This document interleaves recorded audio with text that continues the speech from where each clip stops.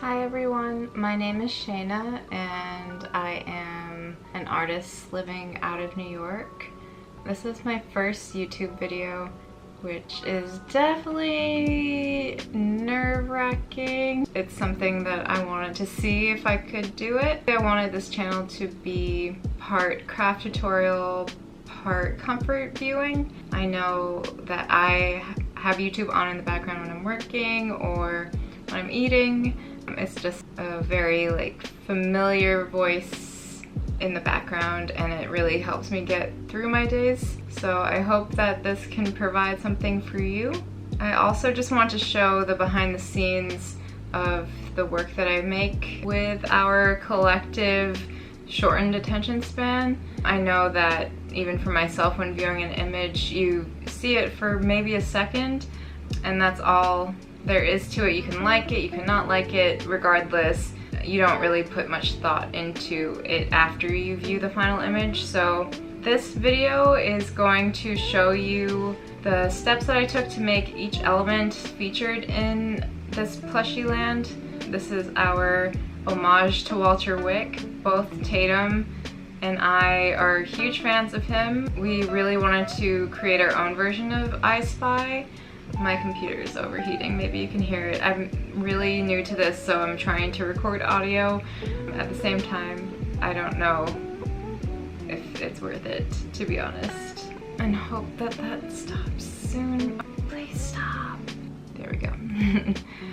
Being a visual artist, this is really not my forte. The editing process is a bit much for me. But despite that, I will do my best to get through this, and I just, have to follow my own advice and trust the freaking process, because it's been weighing on me for so long, thinking about doing this, I just have to do it. I've done reels in short form, which is way easier, and it was very hard for me in the beginning, but having done it a couple times, it felt easier.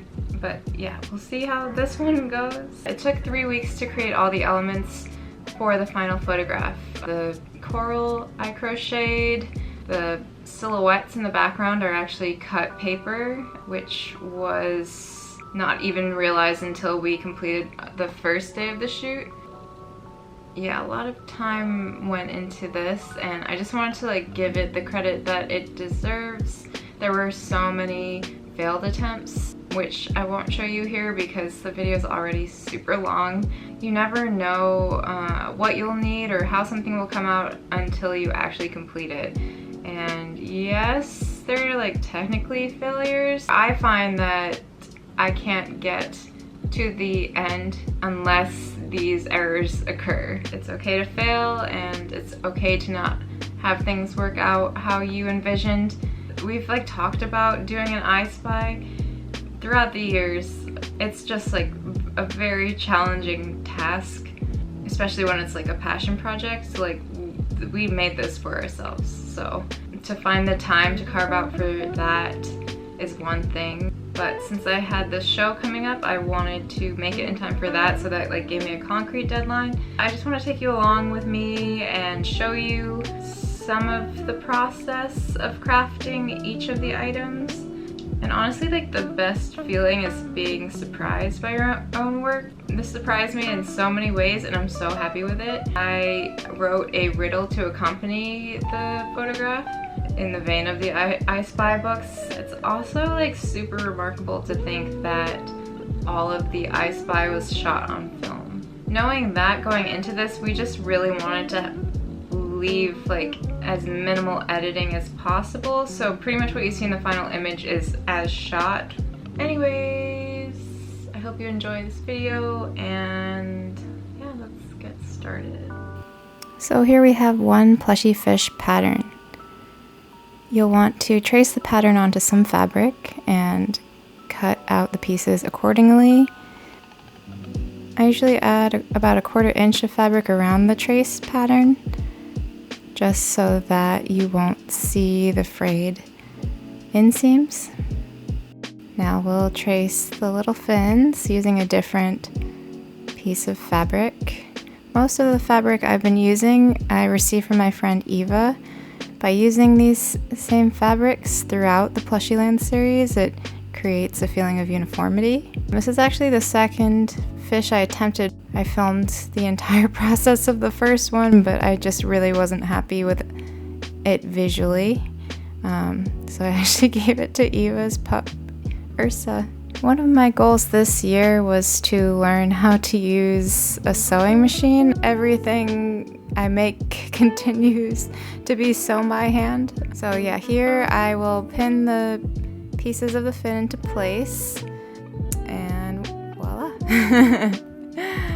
This is the fish turned inside out with all the pieces and stuffed. Next, we'll work on the squid.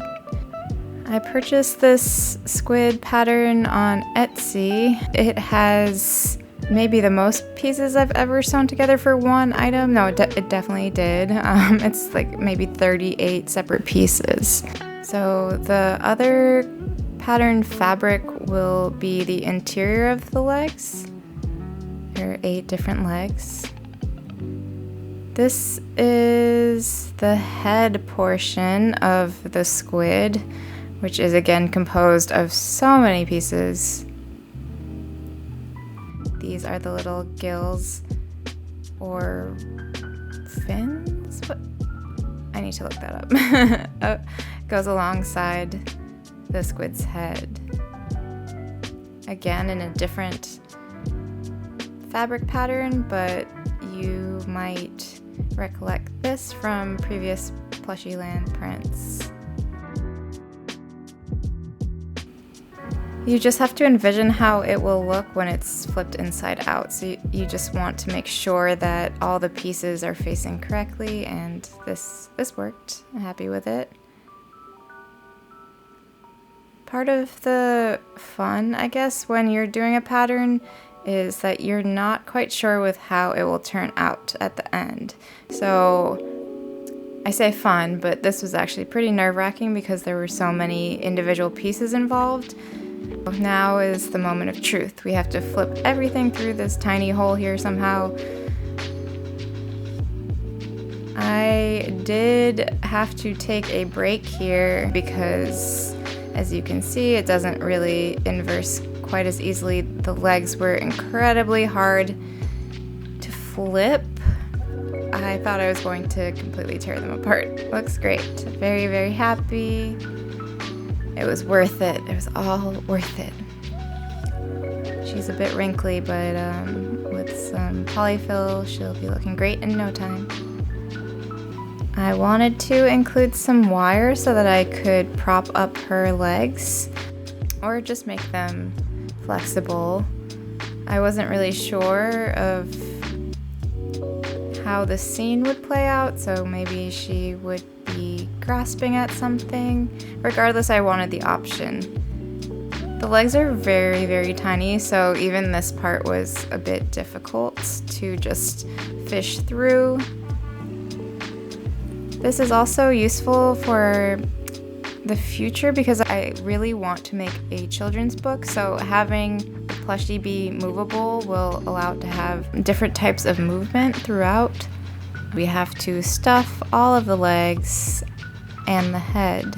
Of course, this continues to prove a bit difficult since they're so thin, and completely filling out each leg does take quite a bit of time. But here she is. She's looking great. Now we just have to sew close the head and maybe tend to this inside of the leg area. I'm a perfectionist, and there is a hole from all the tugging at each leg. Here we'll just sew the head close. This is the underside of the squid, so it won't be visible in the photograph. Tuck the tail of the string in by pushing the needle through. And after this, I will cut a piece of fabric to try to align with the pattern of the inner legs here. We want to just make as little work for Tatum to do in Photoshop afterwards. It lined up perfectly. Very happy with that. Okay, so now let's try another fish. This is pretty late in the process. This is also just like a generic pattern I found online. It's very simple. Since I had the failure of the first fish, I wanted to try to have just one more option, maybe to balance out all the characters. Technically for this pattern, you're supposed to sew the fins to the body, but since this fabric I'm using is so fluffy, it just like actually doesn't make sense. Here we are with the little fluff accents. I'll sew them on just really roughly. Time's not on my side here.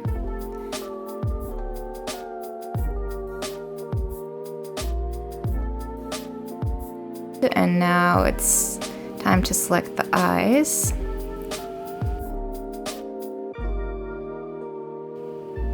I don't really want to commit to the eyes until the day of the shoot, just because, I don't know. I'm very picky. These are all just previous clay eyes I had made, and so I'm just playing around to see which makes sense. This is a piece of coral that I had crocheted.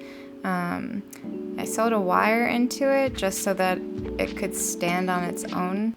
As you can see, my crafting style is very, very messy, scrappy, just really trying whatever, no rhyme or reason. But yeah, this worked out okay. I'm not like stoked on it. It was still collapsing at places. Here we go. She's beautiful. Look at her. She stands. Can't believe I made that. Okay, so this is a piece of brain coral that I am crocheting. It kind of just magically loops in on itself. This is me crocheting one of the jellyfish. I'd never used this jellyfish, sorry. I never got footage of the one that's actually in the photograph. I was being rather ambitious, thinking we could make this into a diptych with 2 different scenes. So I wanted like warm color palette on one side and a cool color palette, but yeah, time was not there for me, so I just wanted to include this to show how it was made. It generally just shapes itself, see, so you can see it start to curve, and it's giving it a 3-dimensional shape to the jellyfish. Just by adding more colors, it's more exciting for me to make, and visually it's more fun, I think. We're gonna make some paper clay. I was inspired by Ducky, who had made their haunted house that's featured in the show out of paper clay. I'd never heard of this or made this. I just went to the store, bought the cheapest toilet paper I could find, and you want to soak it in water for about an hour. Then you want to strain all the water out of it.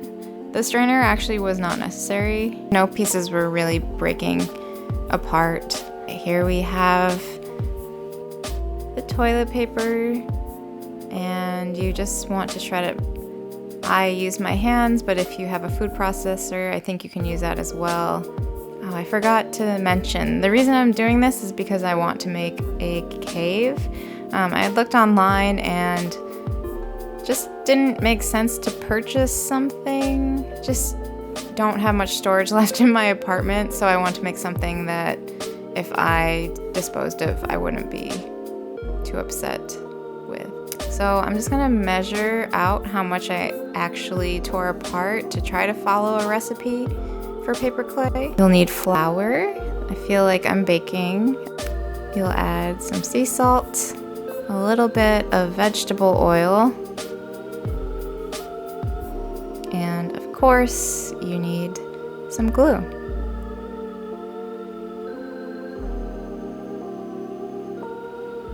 Okay, you want to mix thoroughly.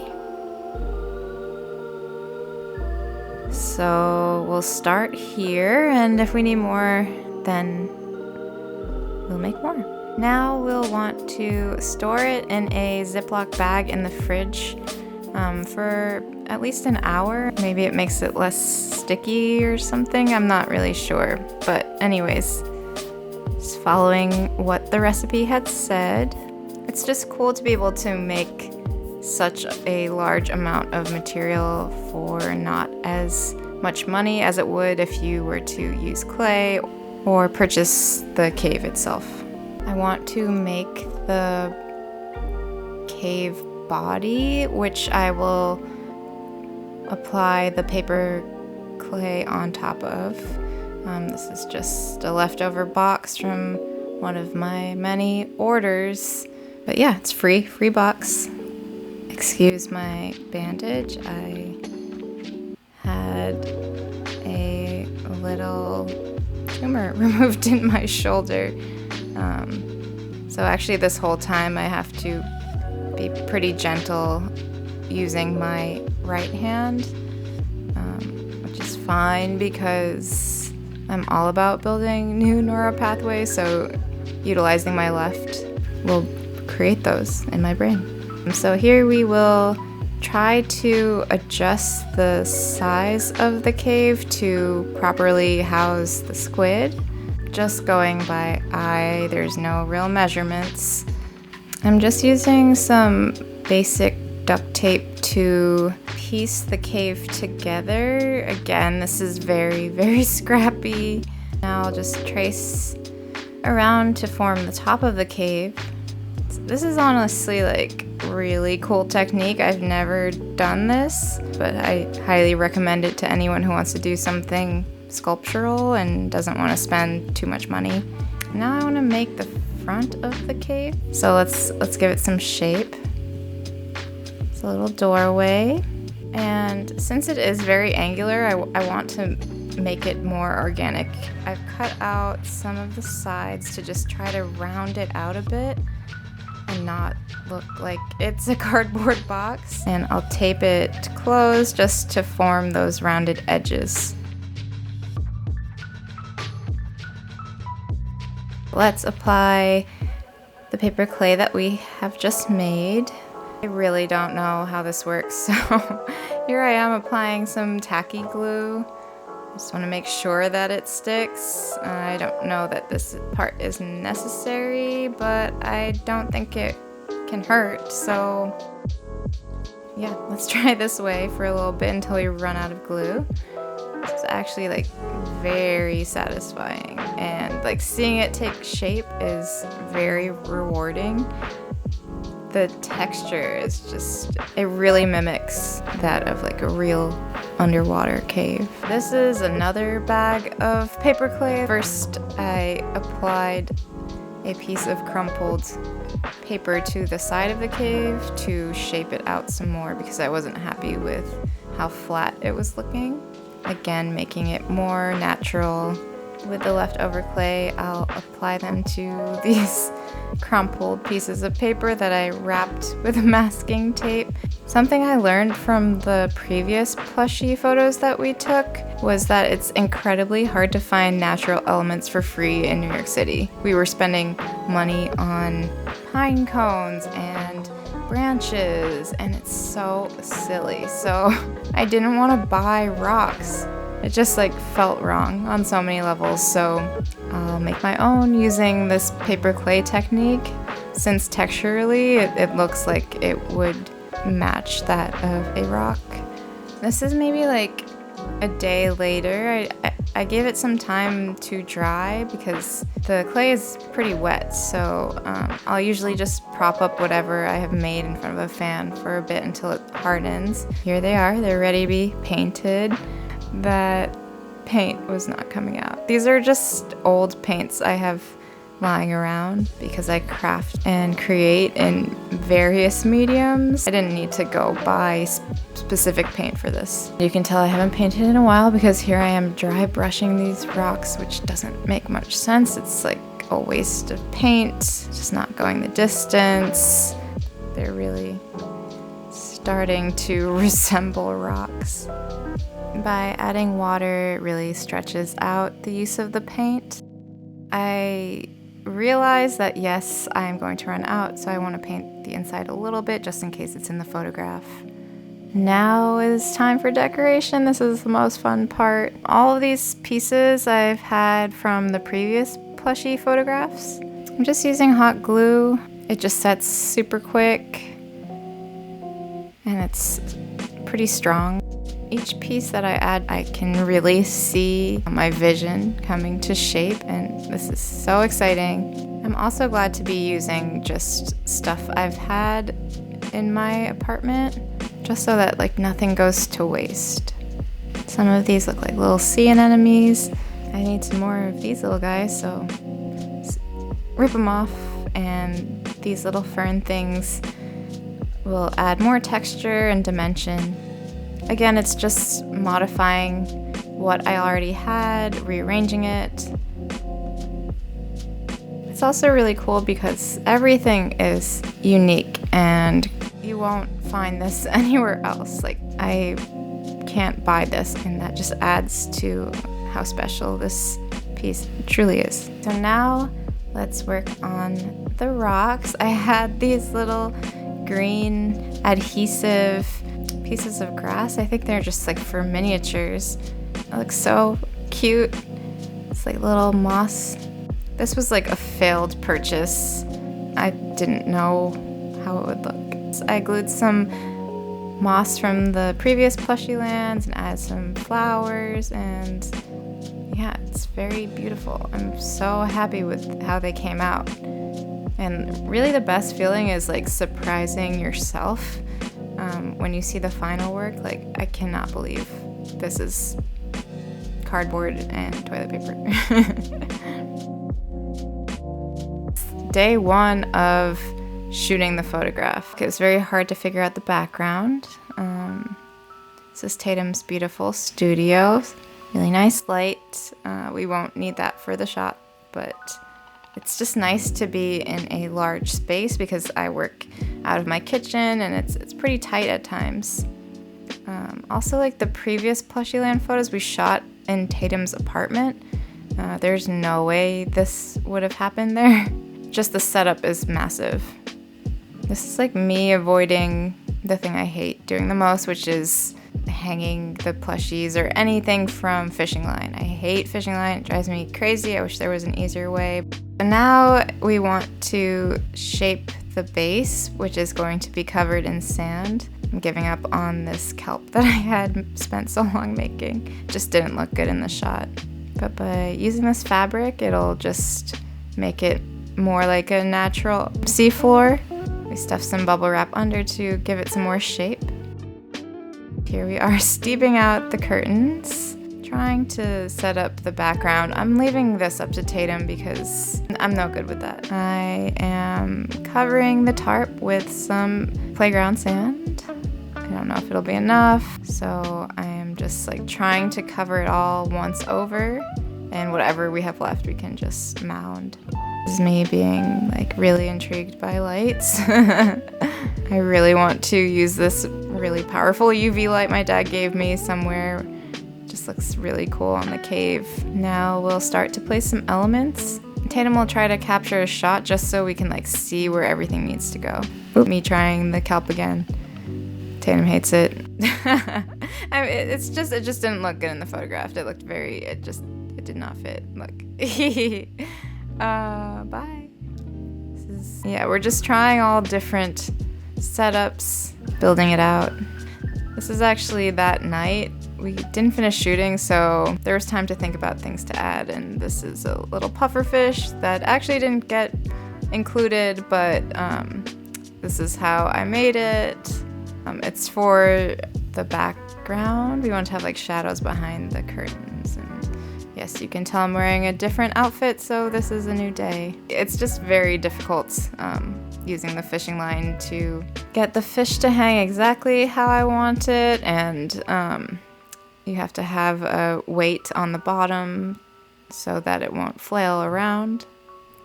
It's very just delicate, all of it. Second fish, just kind of up, just a bit sideways. Thanks for the assist, Tatum. So we want to hang the jellyfish. She'll be further in the background, so she'll have to go on another beam. You have to adjust to compensate. This is definitely not my favorite part of the whole thing.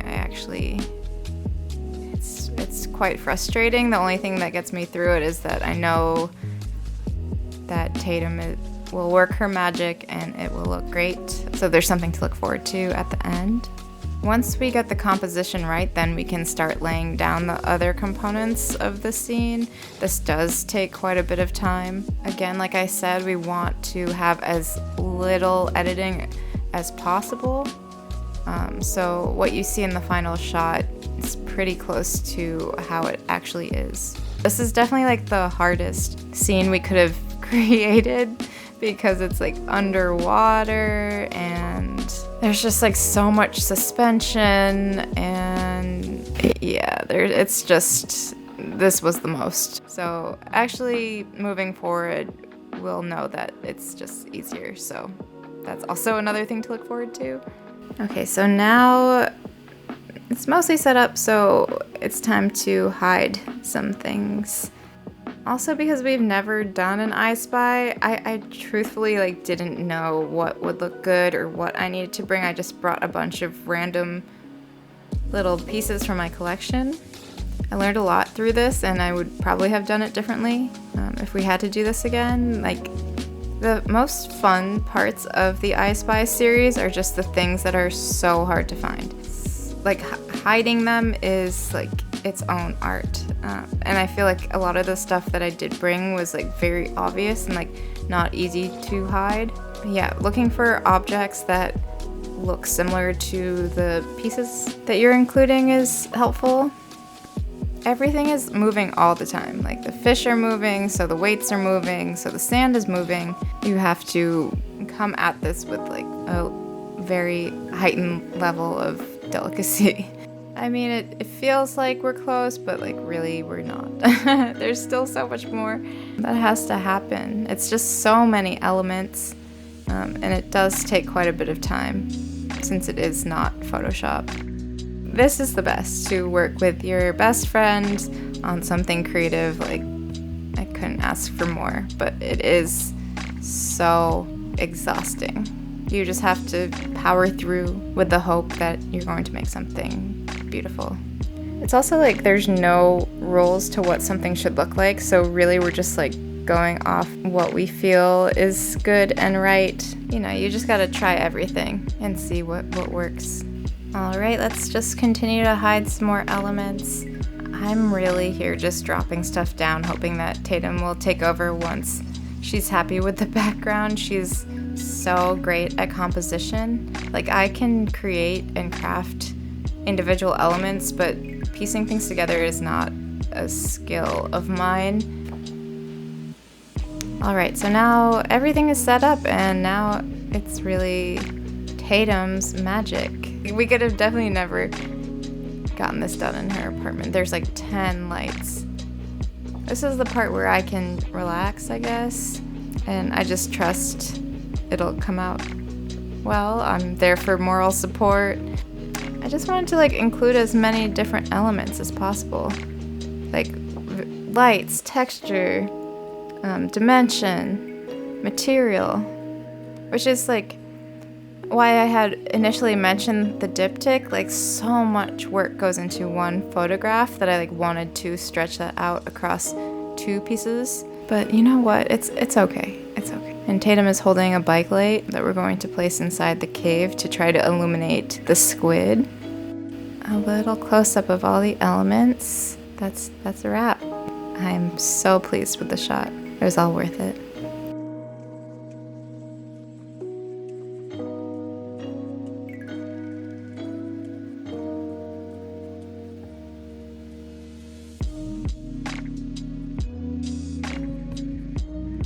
So thank you for watching this video.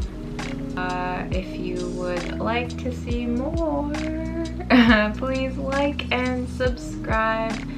I know that was a long video. I tried my best to cut it down, but yeah, it's like 3 weeks of material. So like, how is that possible? Okay, this is my first video. It'll get easier, cleaner, better. But you have to start somewhere, so this is it for now.